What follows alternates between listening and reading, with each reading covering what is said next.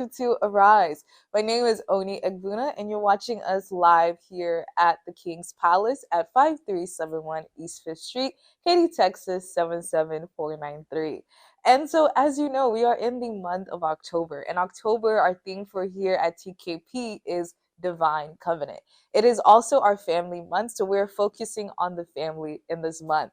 And so, to commence that, we had our global marriage conference with the wonderful evangelist Mike and Gloria Bamiloye. They also celebrated their 35th wedding anniversary, and that was such an amazing time. A banquet also was with the Women's Fellowship, and so the couples, the singles, the married couple, everyone had a wonderful time at this banquet.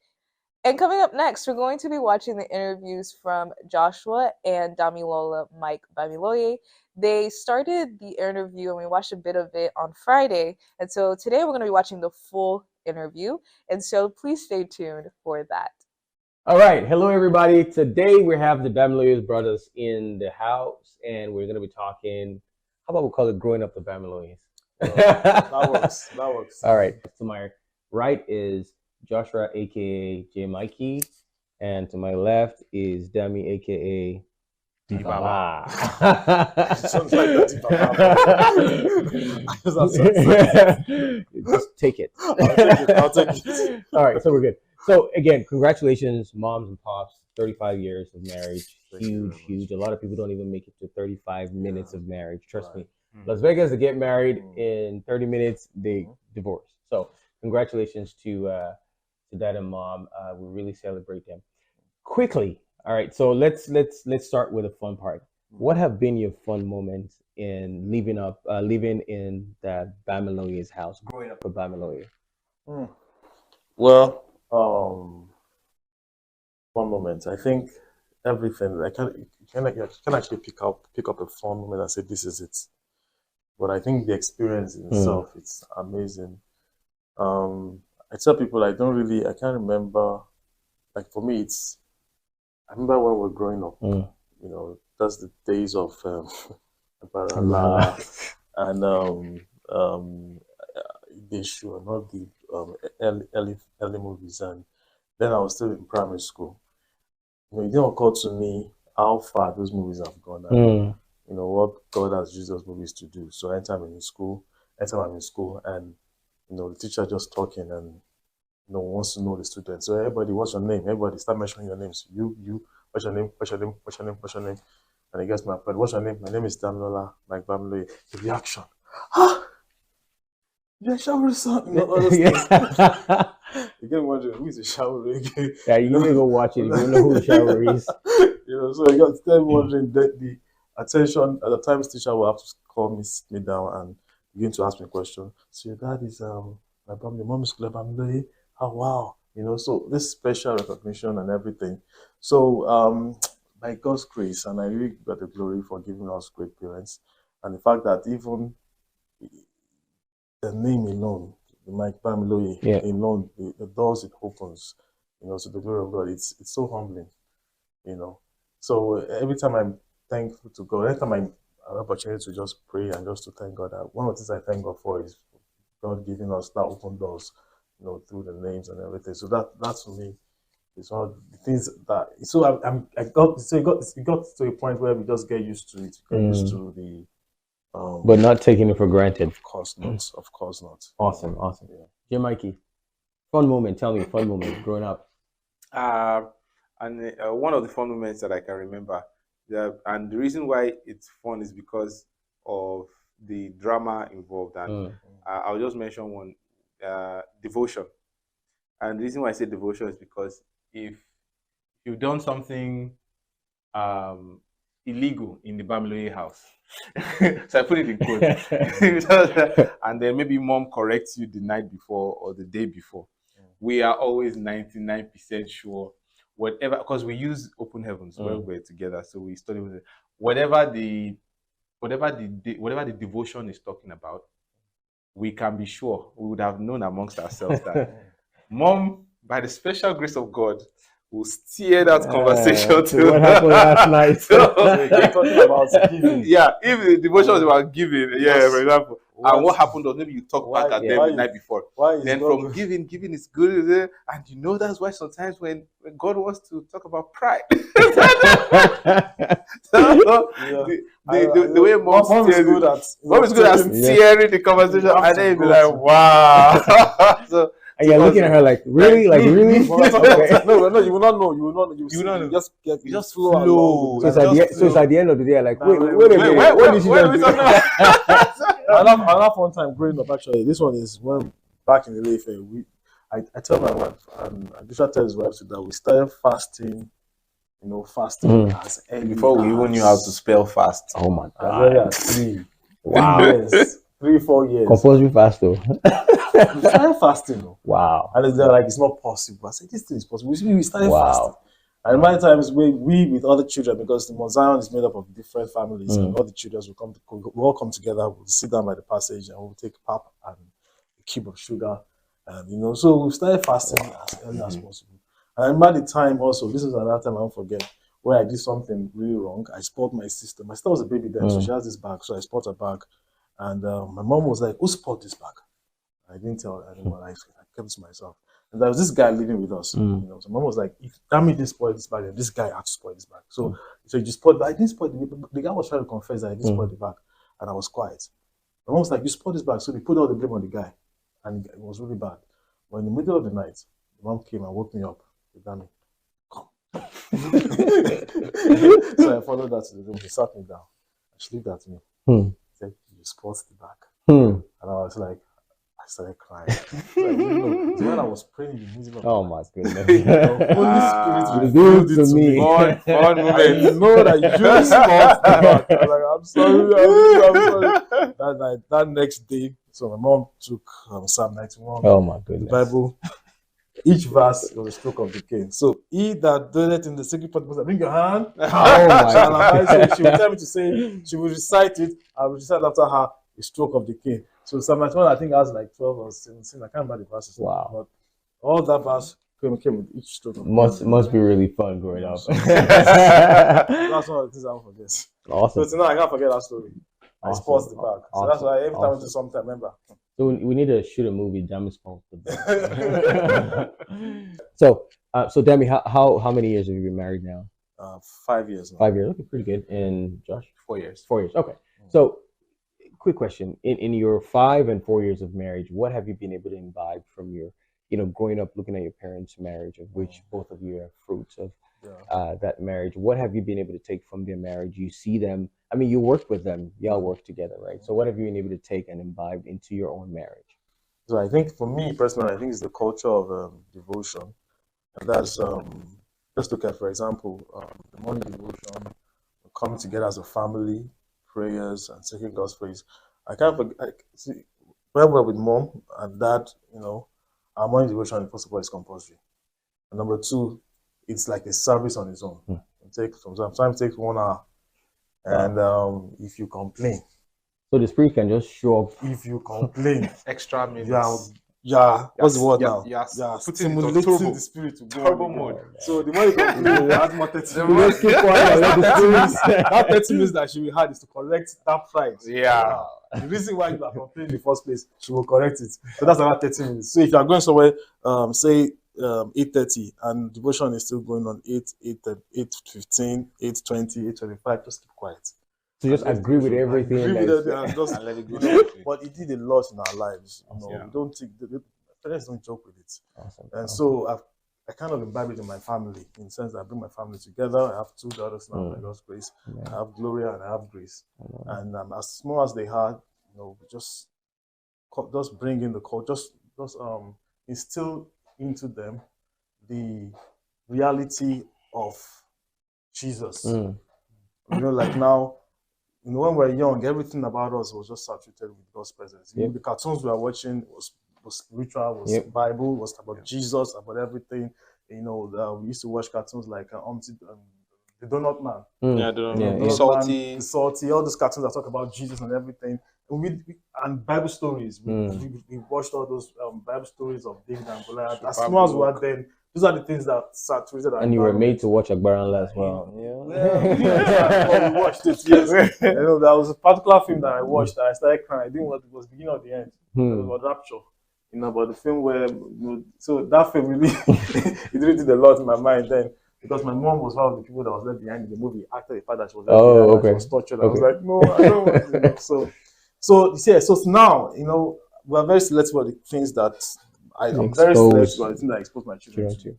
You know, so as was the time my daughter was like, Dad, I want to watch the story of Jesus. I want to see how Jesus died on the cross, and I was happy. Like, yeah, the stories, the things that I'm watching is doing something. Yeah. So she now, my daughter now, she loves watching the story of Jesus, the cartoon of Jesus on the cross, and it's doing something. And that's what they get used to growing up. You know, when they grow up, they don't depart from that. Saturating the environment with the word of God. And let's let them know about. It's not early. It's not too early. You can't be too early to talk about Jesus. Awesome, J. Mikey. Yes. For me, first of all, it's how our parents, or they don't just see things in the physical. Every experience they go through in life, there is always a link to the scripture, a link to God's word. Daddy doesn't just see things and say, well, what will be. It's just the way life is. You know, there is always that. What is God saying about this thing? Right from where you live, the school, the person, of course, person you marry, first of all, where you're going to live, the kinds of things you're going to do, and then even to your children too, monitoring them, seeing what they like, what they don't, what they do, and then not just leaving everything to that is how life is. So, you know, Dad has always been that kind of person, right from everything. He studies everything, and then he links everything back to scriptures, back to what God is saying about it. And that has influenced how we live too. So I like what you just said, but have there been times where you don't agree with, you know, a lot of Christian parents will tell you, God says, and in your mind, you're like, we're in the 21st century. I know what he's saying, but so has there been times that you totally, you know, disagree with the path that Daddy wants to take, and then you have all your reasons to? How do you really communicate? How do you sort that out? That's a very good one. There are actually because you've not always agreed. Absolutely. You know, there'll be times where they will say some things and you'll be like, it's probably your personal opinion about it. But anyway, you know, but the truth of the matter is, when you might feel that way at the instance, when you look at their track record, when you see how they've lived over time and the result of their following God.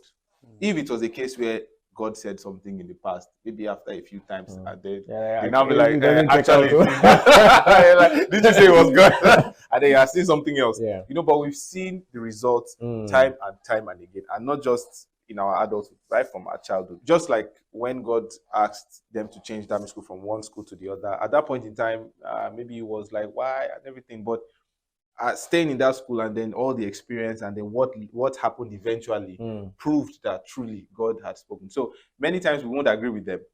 And then the funniest thing is sometimes you even know that maybe it's not, and they usually make it clear a lot of the times if it's God speaking or they have that, you know, parents have that strong intuition. I just feel. You know, so they will tell you, God has not said, but I just feel. Know, so we can be like, you're feeling just because of this and that.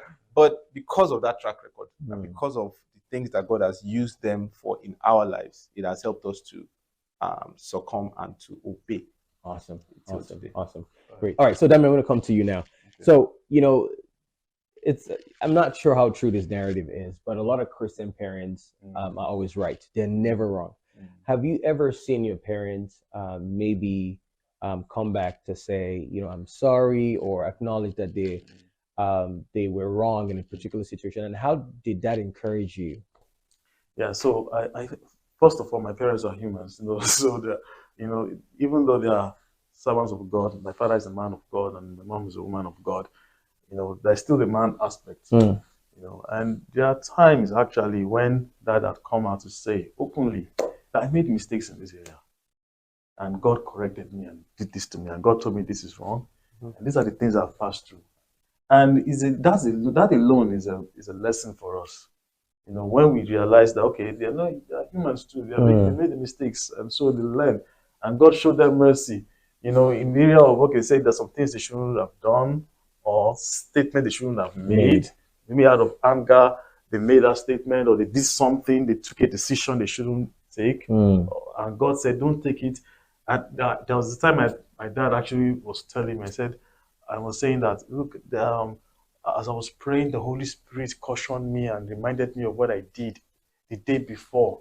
And I was not happy. I had to go back and correct that. You know, even sharing that That's humbling. That's humbling. That's number one. That's humility. And that's the lesson for us too. That when we make an error or we sleep or we make a mistake in certain areas, don't just let it pass. Cultivate the habit of going back to God and say, God, I'm sorry. You know, so that alone is a lesson for us. So yeah, I've learned a lot from that. Awesome. So I've learned a lot from their mistakes, their vulnerability, and also their strength. You know. Yeah. Awesome. Thanks, Demi. Joshua, speaking of your parents' strength, what have you been able to pull from that aspect?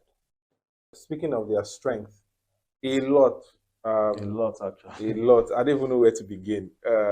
Just like Dami said, it is actually true that dad and mom, they own up. They know how to own up. There was even a time that I think dad made one mistake one time, and he was sharing it with us and said, this thing that has been going on for about 2 years is the result of a mistake. And we're like looking at each other.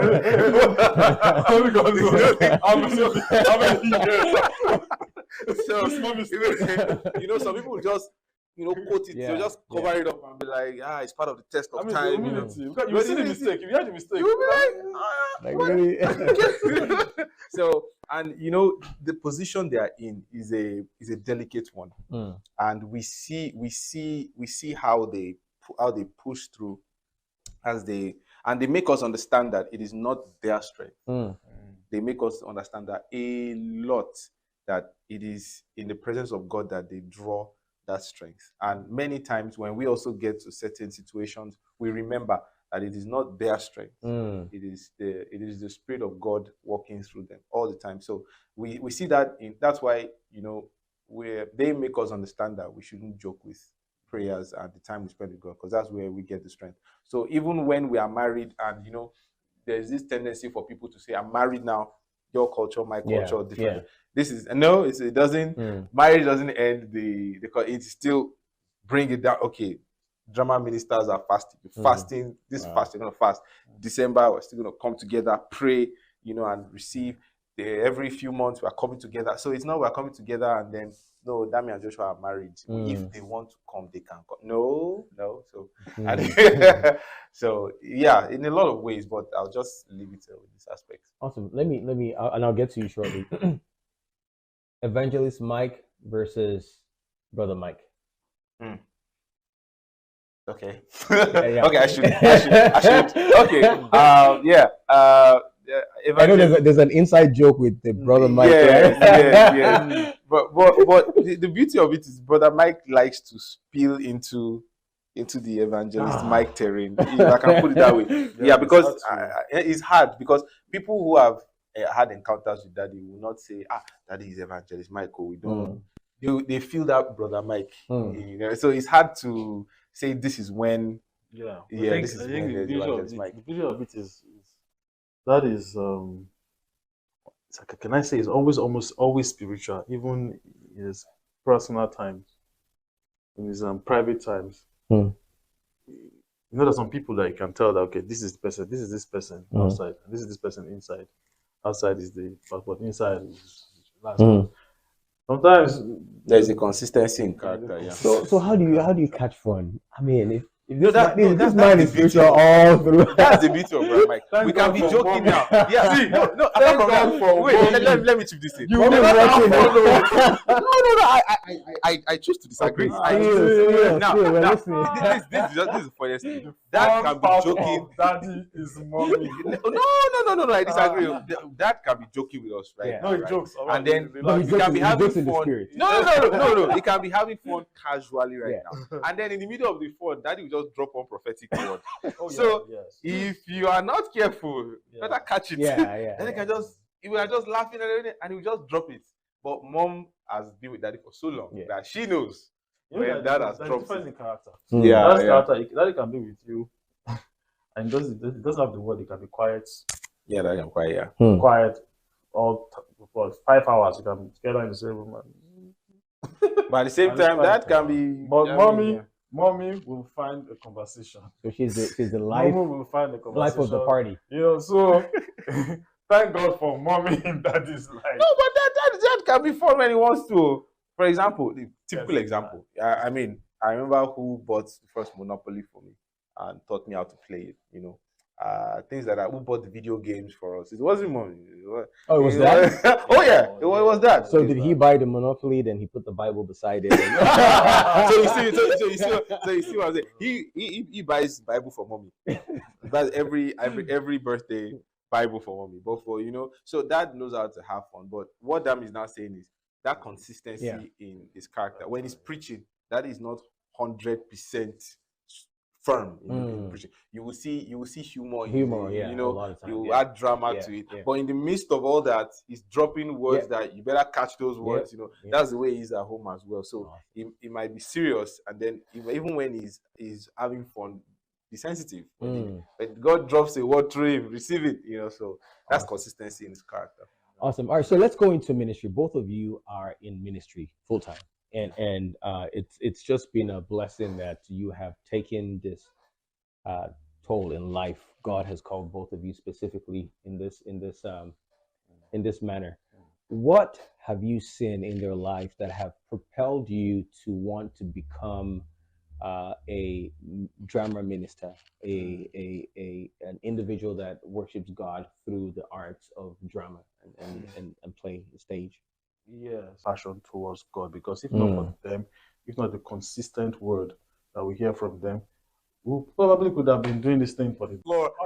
He was in the middle of the road. Dramatic spice, drama ministers and dramatic spice. And that was especially a minister of God. People, and also all these things, all this directing you basically. That's true. And that's what a lot of people are missing. They have the gifts, they have the passion, but they lack the direction. And so you have a lot of people just not doing it the right way. Some people are loud with their calling. Some people are. You could tell that this gift is not controlled. It's so they do things. They are job system for him. Tell us about who Gloria Bamiluye is. Mike Bamiluye, Evangelist Gloria Mike Bamiluye. Is like the another version for dad. Mom has always given that. Mom is a strong support for dad, and it's something we had seen over the years. We had seen a model of how a wife should be to the husband. We don't look at mom and dad and we need to point that. Why is mom doing this to dad? I don't think there has been any point in time where, and then for example, the mom might see something that maybe a point of view she has. If dad has a different point of view, mom doesn't spill out her point of view right in front of you. You can see her subjecting it to what dad is saying. And then she knows how to pick what dad has said and amplify it. Maybe dad says one line. Yeah, but what happens to what she thinks? No, they discuss. They do their they do their discussion. There has never been a time you will see mom and dad go. Yeah, I'm telling you. Yeah. But maybe when they are with us, you can see that. Yes, maybe you can tell they're gonna. But then they go to the room and so we know. Oh yeah. And so they come out and each time they wanted to tell us something, there's always that one voice. So dad says the PowerPoint. Mom gives the commentary. Yeah, exactly. So that will say the line. That's why as a child of God. Yes. So you can tell that they are. That's how it sounds. Yes, I'm sorry. So you can tell that they come together with one voice, and that's mom and dad. So there's always been that synergy between the two of them. Then as a mother, mom has also played that role that has helped us to know the image of what a mom and a mother should play in the lives of their children. We are talking about devotions right now. Because of the nature of dad's work, you will not always see dad sit down in devotion. It's not every time dad will sit down with us. But mom Yeah, but most of the time it does. Most of the time. No, exactly, because that you can see dad praying in the hallway early in the morning, very early in the morning. Mom too prays, you know, but because mom is the one preparing us for school, sit down there and you know, so she has filled in the gaps, you know, and dad has filled in the gaps in another aspect. So we see them working together. So mom has played that role in our lives so well. And if we're talking about the mother's love, there's an example, there's a scenario I used to remember that makes me laugh a lot. When we were really young, and then we went to church with grandma. We went to church with grandma. Mom and dad had to do a ministration at so they got home earlier. So grandma was supposed to come back with Dami and I, but she wanted to attend another program. So at that point in time, we're really, really young. So they wanted to put us in a taxi. And she had communicated with mom that the two boys are going to be put in a taxi, and that she's going to tell the taxi man where to drop us off. So, so by the time they dropped, and I'm doing by that time. Yeah. Oh yeah. So the grandma put us in the taxi and told the driver, drop them opposite so junction, please drive. So the driver said okay, and that junction was a little bit after the house. Mom was expecting the driver to drop right in front of the house. So the driver came. When the driver got close, mom had already stayed outside. Children. So by the time she saw the taxi passing, she's like, stop. So we tell the driver, stop. The driver said, no, I'm going to that. That junction. And the woman said, so by the time we finally dropped, she just crossed the road. I could see water in her eyes, you know, and I was looking at her. We are not going anywhere. You know? But she was, so you could see that she had always showed that love for us. And it's not, the best part is, it's not just for us, you know. It trickles down to other drama ministers. For example, when we were getting married one by one, you know, it was us, it was facing us one by one, and then we got married. Now, when we got married, mom now faced. It's not like my children are married now, let me sit down and rest my back. She started facing other singles in drama ministry. So what about you? And then begin to ask this person, what is it? You know, so you could see that motherly love trickling down to other drama ministers, and it's been amazing. Awesome. I know you have siblings or a sibling. Yes, a sibling. Yeah. What's that relationship like? I know we're almost out of time, but what's that relationship like in the house? Is your house a movie set? That's a good question. Yeah. So, is your house a movie set? Yeah. So honestly, it got to a point because most of the movies we shoot, even my house or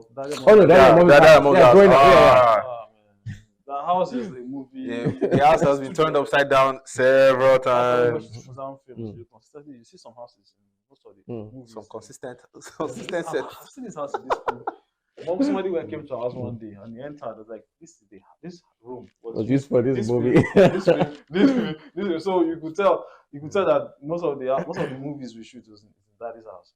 Especially the Abejoye series. You would not believe that 90% of Abejoye, the traditional something, it's in Daddy's house. Wow. We turn that upside down, we turn into an office, we turn that to the next. There's a particular room. That room should come to the world the next in another life. It won't choose us. It won't choose us. No, it won't come to I've been transformed into so many. That house is where they shoot. That house is used for. No. It's one part of it. Oh, that's true. That was used for Abejoye's house. That room was used for Abejoye's house.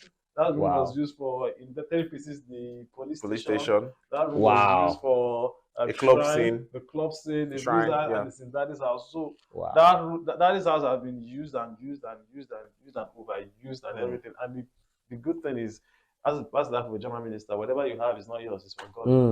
So the ability to just release and allow God to use it, and that's why God provided in the first place. Yeah, it's for His glory, you know. So. Awesome. And regarding relationship with our siblings, Dad has been very keen on something. I remember a time he was driving us to church. He was driving my brother and I to church one time, and then he gave a scenario of when you lift your hand up. Do you remember that? Yeah. So you lift your hand up, and then you lift. When you are lifting something, you are lifting it. But then when there's someone else right beside you lifting it, you lift it higher. I've forgotten how he gave that scenario, but the message of that was, we should never, ever, ever, ever have the mind of wanting to struggle spotlight with each other. Rather, keep it at the back of my mind that you are always meant to support each other. And that stayed with with us. Yeah, you know stay that with us. we're not fighting over anything. That So line- by that God's line- by that God's line grace, there's actually- no that line sibling is rivalry. Yes. that line is in latest movie that we're about to shoot. Yeah. You know that when you lift your brother up, You are lifting you are- yourself you are up. or also something lifting like It's yourself yes. up. like we rise by lifting others. No, it wasn't even that way. We had to listen to that. When you lift someone up, the two of you are both lifted. Yeah, both lifted. Yeah, something like But that. when Yeah. you try to put someone down, you are demoting yourself. Yeah. Also. Mm. Yeah. So that line stayed with me. And when I was writing the scripts, that's the line that came to my mind so strongly. Yeah. So the same thing applies to our sisters. So even as you are growing older, married to different families, but there's still that support system we have with each other. Yeah. Awesome. And welcome back. Hope you enjoyed that interview. And now we're going to be ushering you into the second service. As you know, we started service at 8:30 to 9:30 today, and that is our new time. So please take note of that next Sunday as well. And we're going to be ushering you into the second service. I pray that you'll be blessed as you join us this morning.